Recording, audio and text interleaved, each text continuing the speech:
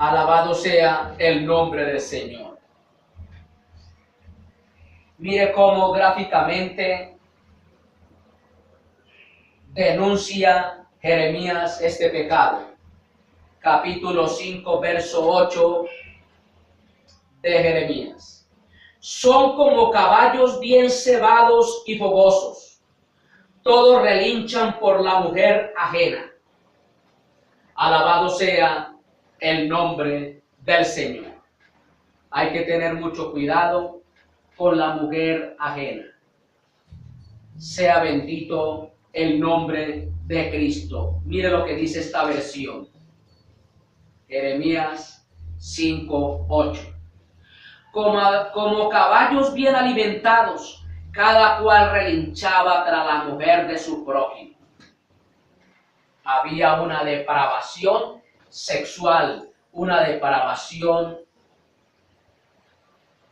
que el Señor lo describe aquí como caballos bien alimentados que relinchaban tras la mujer ajena. La Escritura advierte acerca del adulterio que es un pecado de perjurio contra el pacto de Dios. Todo el que comete infidelidad está cometiendo el pecado de perjurio contra el pacto de Dios. En aquel día hicimos un pacto delante de muchos testigos en unirnos, y el compromiso fue respeto mutuo, tanto el uno como el otro, y al haber infidelidad se rompió ese pacto, por lo tanto es perjurio contra ese pacto. Por Proverbios capítulo 2, verso 16 al 19. Al nombre de Cristo sea todo honor y toda exaltación. Proverbios capítulo 2, verso 16 al 19. Dice la palabra: te librará de la mujer ajena, de la extraña de palabras seductoras, que olvidándose de su pacto con Dios, abandona al compañero de su juventud. Ciertamente su casa conduce a la muerte, sus sendas llevan al reino de las sombras. El que se enreda con ella no vuelve jamás a ser el mismo, ni alcanza los senderos de la vida con satisfacción.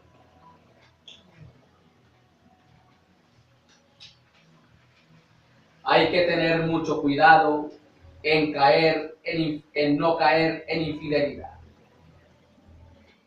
Según este pecado de perjurio contra el pacto de Dios, quiere decir que un matrimonio es un pacto sagrado de dos personas que voluntariamente deciden vivir conforme a la institución establecida por Dios y comprometiéndose mutuamente en ser fieles el uno para el otro. Por lo tanto, quebrantar la fidelidad es quebrantar uno de los postulados del pacto y constituye a Dios como testigo de cargo contra quien lo comete. Ese día, el que los está casando allá los llama a un compromiso, se comprometen delante de Dios. Entonces Dios está ahí de por medio como testigo. Y al estar Dios de testigo en esa relación, en ese pacto, inmediatamente el infiel constituye a Dios en el mismo momento que fue infiel, que cayó, lo constituye testigo contra él.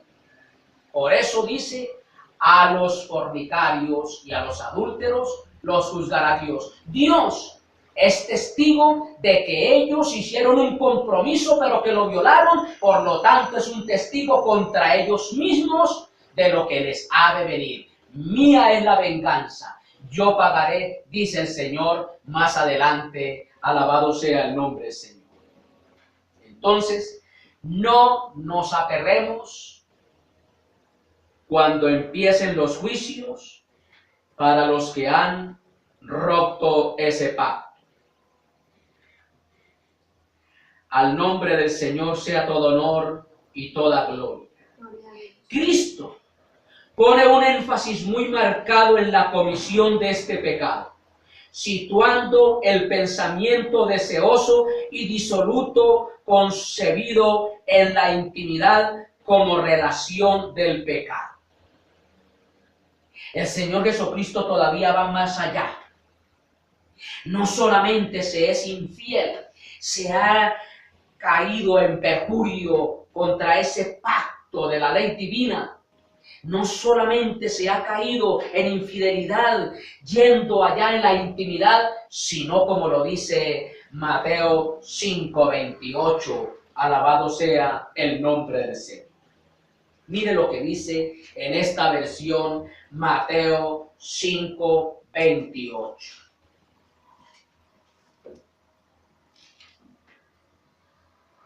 Pero yo les digo que cualquiera que mira a una mujer y la codicia ya cometió infidelidad con ella en el corazón. Ya cometió adulterio con ella en el corazón. Por eso dije, al empezar este tema, cuando voy a hablar aquí de adulterio, estoy hablando de infidelidad, de deslealtad, de traición al cónyuge. Entonces, Jesús dijo, la ley decía esto, que el que cayera en este acto inmoral de infidelidad, de adulterio, había que matarlo. Tenían que sorprenderlo mínimo con 2 testigos y llevarlo allá ante las autoridades eclesiales para la primera persona que tiraba la piedra contra ese infiel, contra esa infiel, porque eran todos 2 que había que ser llevados, era el testigo. E inclusive, si el papá y la mamá los sorprendió, también el papá y la mamá tenía que apedrear a ese hijo, a esa hija. Y aquí el Señor en la gracia, porque la gracia, muchos abusan de la gracia, porque como no hay juicios inmediatos, sino a largo plazo, a largo tiempo, entonces abusan y codician, empiezan por los ojos, y el Señor llegó y dijo, y yo os digo que cualquiera que mirase una mujer, dice la versión del 60, para codiciarla, ya adulteró, ya fue infiel, ya la deseó en su corazón, ya cayó en deslealtad. El Maestro dio el verdadero alcance del mandamiento con un y yo os digo. No solamente es pecado llevarlo allá al acto, al hecho, y yo os digo, porque todo pecado inmoral se lleva primero a cabo es con la vista. Primero se empieza codiciando, mirando, deseando. Por eso, vamos a mirar que Job llegó y dijo, he propuesto, me he hecho una propuesta, o sea, me he propuesto yo mismo en guardar mis ojos para no mirar la mujer extraña. El verdadero hombre de Dios, la verdadera mujer de Dios, solamente tiene ojos para su cónyuge. Ojo con esto. Es el Maestro, dio el verdadero alcance del mandamiento. Como un yo os digo, complementó la enseñanza limitada que tradicionalmente se daba sobre el alcance del mandato. Allá en la ley se estableció que solamente habían que ser sorprendidos, porque cobardemente muchos, si no lo sorprendían, no confesaban su falta y seguían llevando su becerrito allá al sacrificio. Pero ellos de cierto un día serían descubiertos. Entonces había que ser descubiertos en el mismo acto. Y el Señor llegó y dijo, ya ahora aquí en la gracia yo digo, cualquiera que mirare a una mujer para codiciarla, porque podemos mirar a esa mujer. Usted, mujer, puede mirar a ese hombre, fulano, sultano, liberal, a todo lo que quiera, pero si no hay codicia de por medio, es para codiciarla que el que hace cometió pecado delante de Dios, perjurio. Ese mandamiento, alabado sea el nombre del Señor, alcanza a dos.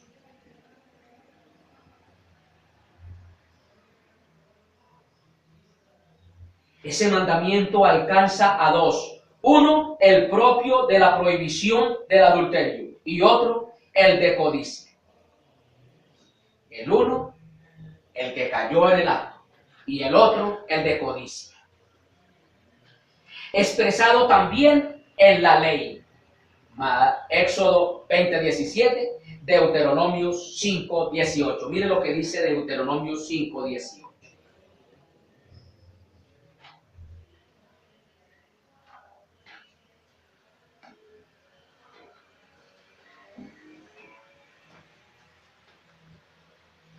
No cometas adulterio. Amén. Listo, tajantemente. Los fariseos enseñaban que solo el hecho consumado revestía quebrantamiento y era pecado contra el sexto mandamiento de la ley de Dios. Pero Cristo condena tanto la comisión literal del adulterio como la mirada codiciosa hacia una mujer que no sea la esposa. La Escritura da testimonio de Job como de un hombre justo, recto, temeroso de Dios y apartado del mal. Job 1:1. Que tenía un esmerado cuidado con las miradas codiciosas, porque sabía hasta dónde conducían tales miradas. Mire lo que dice Job 31:1. Al nombre de Cristo sea todo honor y toda gloria. Job 31:1. Alabado sea el nombre del Señor. Yo había convenido con mis ojos no mirar con lujuria a ninguna mujer. Aleluya. Por ese cuidado especial, sin miradas codiciosas, el deseo, su corazón se mantuvo íntegro para Dios. Job 31:7. Si mis pies se han apartado del camino, o mi corazón se ha dejado llevar por mis ojos, o mis manos se han llenado de ignominia, que se coman otros los que yo he sembrado y que sean destruidas mis cosechas. Él mismo decretó que viniera juicio si codiciaría la mujer extraña. Job conocía las consecuencias que acarreaba el pecado de adulterio, de infidelidad. Versículo 9 al versículo 11 del capítulo 31 de Job dice: si por alguna mujer me he dejado seducir, si a las puertas de mi prójimo he estado al acecho, que mi esposa muela el grano de otro hombre y que otros hombres se acuesten con ella, eso habría sido una infamia, un pecado que tendría que ser juzgado por el Altísimo.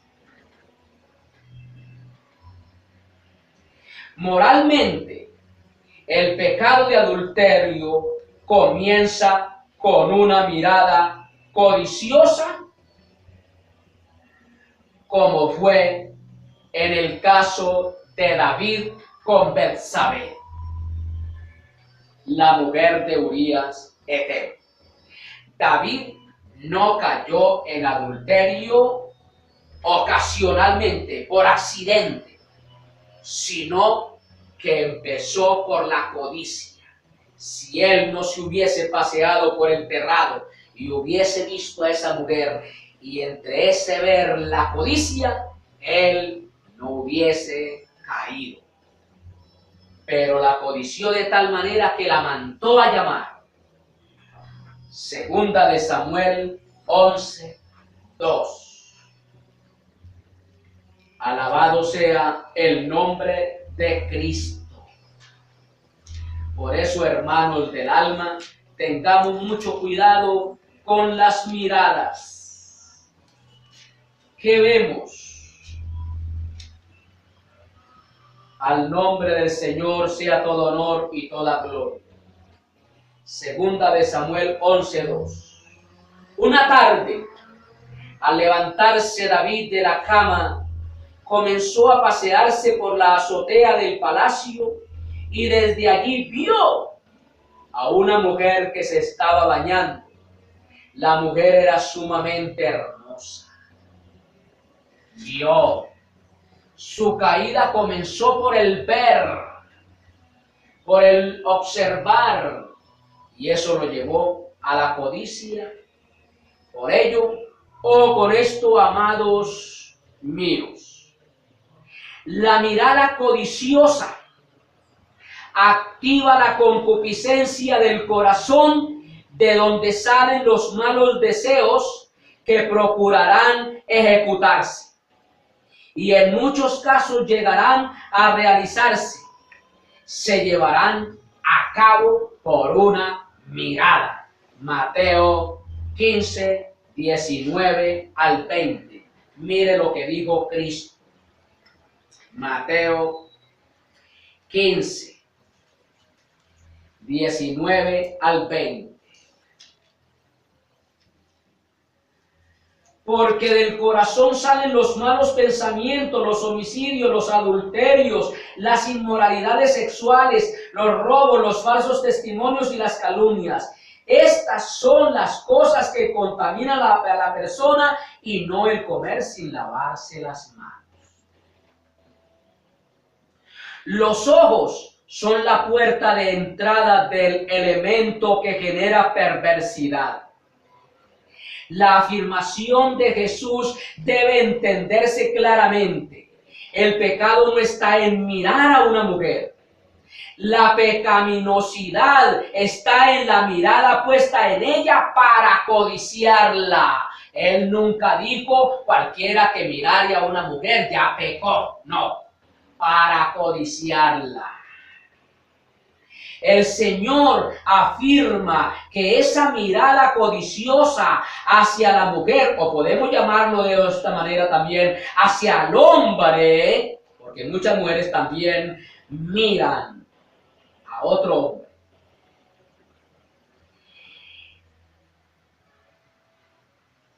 Esa mirada codiciosa incurre ya en la comisión del pecado condenada en su ley, por cuanto está el deseo de llevarlo a cabo, aunque falte la oportunidad para hacerlo realidad. Aunque de momento no hay la oportunidad para llevarlo a cabo, se codició y luego se empieza a planear cómo llevarse a cabo eso que se codició, sea el hombre o la mujer. Repito esto.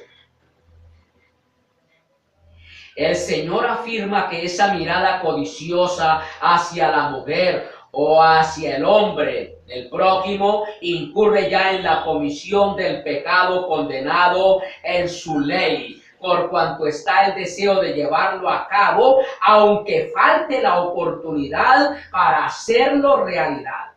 La intención es lo que Dios juzga y considera en todos los actos del ser humano.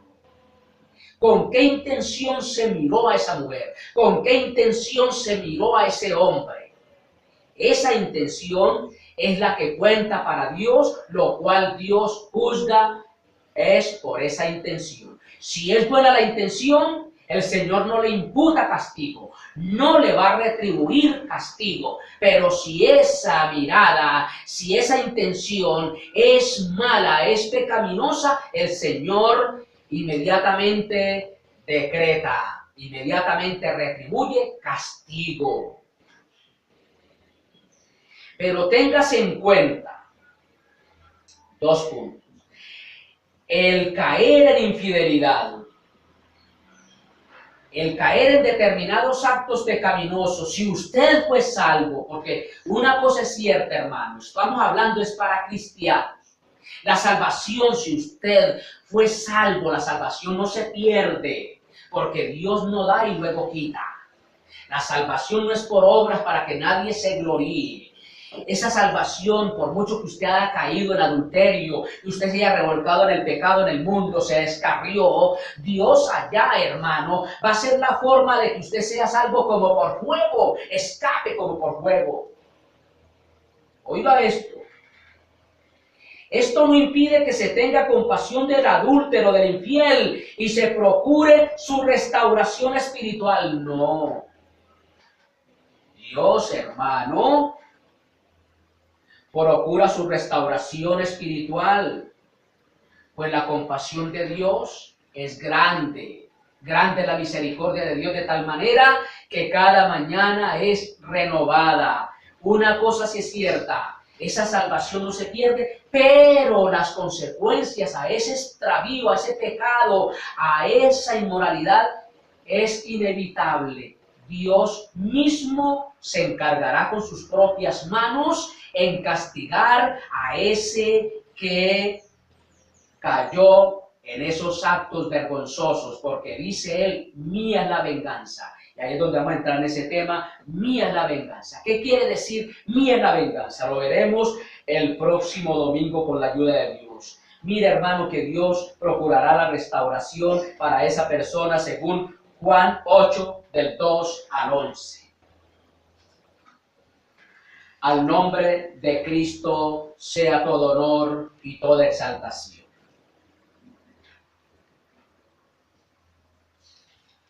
Juan capítulo 8, verso 2 al 11.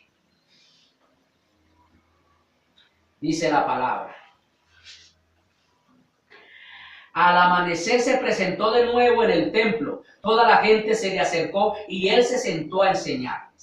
Los maestros de la ley y los fariseos llevaron entonces a una mujer sorprendida en adulterio y poniéndola en medio del grupo le dijeron a Jesús: Maestro, a esta mujer se le ha sorprendido en el acto mismo de adulterio. En la ley, Moisés nos ordenó apedrear a tales mujeres. ¿Tú qué dices? Con esta pregunta le estaban tendiendo una trampa para tener de qué acusarlo. Pero Jesús se inclinó y con el dedo comenzó a escribir en el suelo. Y como ellos lo acosaban a preguntas, Jesús se incorporó y le dijo: aquel de ustedes que esté libre de pecado, que tire la primera piedra. E inclinándose de nuevo siguió escribiendo en el suelo. Al oír esto, se fueron retirando uno tras otro, comenzando por los más viejos, hasta dejar a Jesús solo con la mujer que aún seguía allí. Entonces Jesús se incorporó y le preguntó: mujer, ¿dónde están los que te acusaban? ¿Ya nadie te condena? ¿Ya nadie te condena? La mujer respondió: nadie, Señor. Y Jesús le dijo: yo tampoco te condeno. Ahora vete y no vuelvas a pecar. Dios restaura al que ha caído en estos actos. Si él fue salvo de verdad, Dios lo restaurará. Así sea que sea en el último instante, Dios trata con él y sea salvo por fuego, porque la misericordia de Dios es grande. No debemos olvidar que el cristiano debe perdonar cualquier ofensa recibida. Si nosotros, así como Dios, tenemos ese espíritu de perdón, también el Señor nos perdonará. Mire lo que dice Lucas 17, 3 al 4. Lucas 17, 3 al 4. Así que, cuídense. Si tu hermano peca, repréndelo. Y si se arrepiente, perdónalo. Aun si peca contra ti 7 veces en un día y 7 veces regresa a decirte, me arrepiento, perdona. Pues si el Señor nos lo dice a nosotros, mayormente Él nos perdona. Porque, hijitos míos, estas cosas os escribo para que no pequéis. Pero como de seguro sí pecamos. Porque, hermanos, sí pecamos. Algunos pecamos por yerro, por error. Otros pecamos por desconocimiento. Pero esta epístola a la cual se está refiriendo el apóstol aquí es para creyentes. A los adúlteros, a los fornicarios, a los adúlteros, juzgará a Dios. Es para persona que tiene conocimiento. Por eso, hermano, si alguno hubiere pecado, abogado tenemos para con el Padre. Es necesario que el excarriado, aquel que un día recibió a Jesús y fue salvo, es necesario que haga un esto en su camino y se vuelva a Dios, porque los justos juicios de Dios vienen sobre él. Así se arrepienta, así vuelvan a los caminos sacros del Evangelio, la retribución vendrá. No escapará de seguro de los juicios que vienen por su extravío. El Señor perdona sus pecados, mas no las consecuencias. No resultará ileso el que peque deliberadamente, el que peque después de haber tenido el conocimiento de la verdad, según lo dice Hebreos capítulo 10, verso 26 al 27. Alabado sea el nombre del Señor. El que comete pecado de adulterio agrava de forma definitiva su vida, aunque obtenga perdón del ofendido. Oiga bien, el que comete pecado de adulterio, de infidelidad, grava de forma definitiva su vida, no seguirá siendo el mismo. Hay una vida de sinsabores. Pasará el resto de su vida amargado de una u otra manera. Alabado sea el nombre del Señor. Oiga bien, agrava de forma definitiva su vida, aunque obtenga perdón del ofendido. Puede perdonarle su cónyuge, su compañero, su compañera, pero grava definitiva su vida, aunque obtenga el perdón del ofendido. Ningún ejemplo mejor que el de David y las consecuencias que acarreó aquel pecado para él, a pesar de que Dios ya lo había perdonado. El hecho del perdón divino no priva de las consecuencias propias del acto realizado. Dios, en su infinita misericordia, perdona al adúltero, al infiel, al fornicario, al ladrón, a todo el mundo los perdona. A los que hemos pecado, a los que hayamos pecado, nos perdona. A aquellos que han pecado con conocimiento, pero las consecuencias, si no las perdona, son inevitables. La práctica habitual de un pecado semejante evidencia que no hubo nuevo nacimiento. Cuando una persona que se está congregando en una iglesia, pero que está cometiendo ese acto de infidelidad constantemente, es una señal de que no hay un nuevo nacimiento. Por lo tanto, se puede decir enfáticamente que esa persona no es salva. Alabado sea el nombre del Señor. Primera de Corintios 6, 9 y 10. Mire lo que dice la palabra. Primera de Corintios 6, 9 y 10. ¿No saben que los malvados no heredarán el reino de Dios? No se dejen engañar.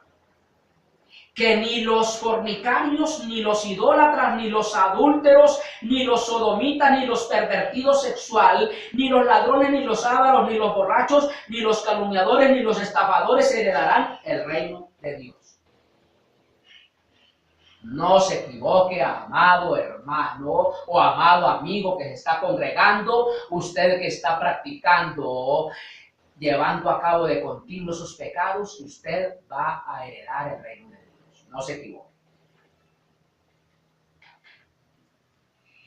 El adúltero podrá tal vez mantener en secreto su pecado, pero debe saber que en última instancia tendrá que dar cuenta del mismo delante de Dios, que es juez de vivos y de muertos, de todos. Hebreos 11, 23.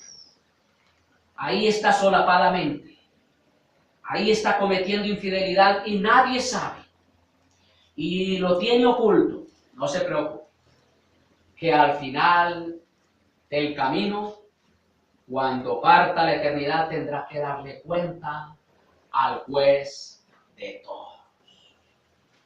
Es mejor ser descubierto aquí y pasar un momento de vergüenza, que nos tengan que señalar de aquello y lo otro, que no los justos juicios de Dios por toda la eternidad. Alabado sea el nombre del Señor. Hebreos 12:23 dice la palabra. A la iglesia de los primogénitos inscritos en el cielo se han acercado a Dios, el juez de todos, a los espíritus de los justos que han llegado a la perfección. Un día tendrán que llegar a darles cuenta a Dios, el juez de todo. Y ahí que prestemos mucha atención a esto. El pecado de adulterio, a diferencia de otros pecados, no se suele producir ocasionalmente por accidente, es decir, por alguna circunstancia puntual y sin preparación para ello. Para los pecados de intimidad siempre existe una preparación de antemano previa, por lo que lo convierte en la mayoría de las veces en el ámbito del pecado voluntario que se estudió premeditadamente a tiempo. Hebreos 10:26. Si después de recibir el conocimiento de la verdad pecamos obstinadamente, ya no hay sacrificio por los pecados.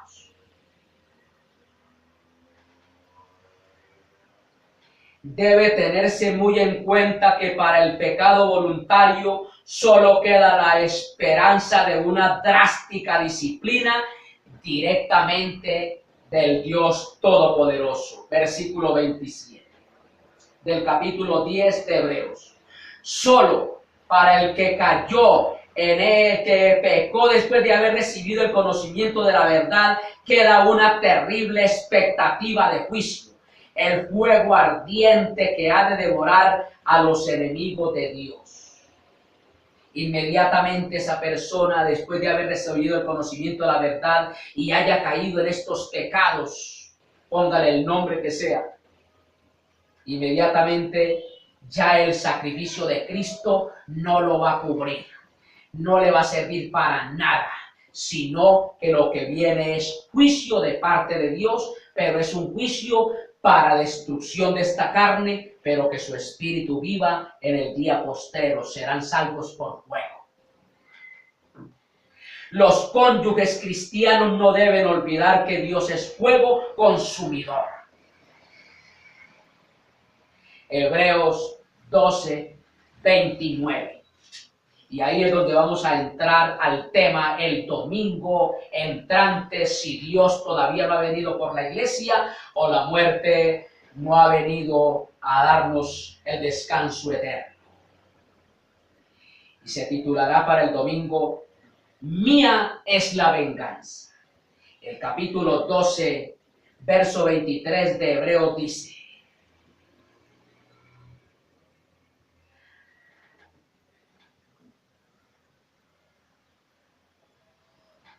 Al nombre de Cristo sea todo honor y toda gloria. Perdón. Hebreos 12:29.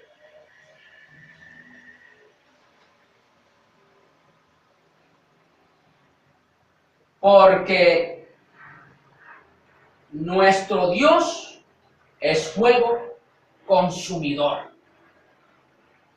En el Antiguo Testamento, Dios fue descrito por Moisés y los profetas como Dios que es fuego consumidor. Y Dios, como fuego consumidor, castigó, disciplinó al pueblo, mas no lo condenó, sino que le vino juicio terribles a ese pueblo.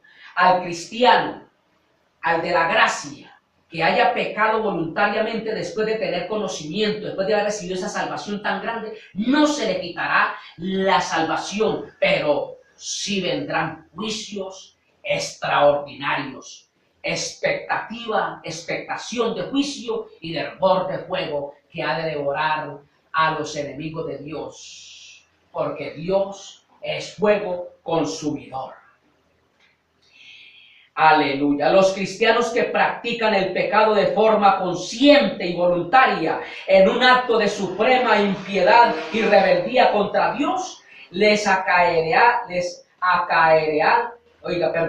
caerá el fuego consumidor de Dios. Hebreos 10:26-27. Siendo Dios fuego consumidor, nos debe servir para una vida cada vez más santa, ya que este fuego puede consumir la escoria de pecado que hay en los que pecan deliberadamente después de haber tenido el conocimiento. Es duro el fuego que viene, el juicio que viene, duele para los que han pecado después de tener un conocimiento. Amados, volvámonos a Dios para que aquellos que han caído en esos pecados, al menos ya después de la reconciliación, estando aquí en la presencia del Señor, podamos soportar lo que ha de venir, porque Dios es fuego consumidor. Alabado sea el nombre de Cristo. Sea Dios glorificado. Padre Santo que estás en gloria, te damos gracias, te bendecimos.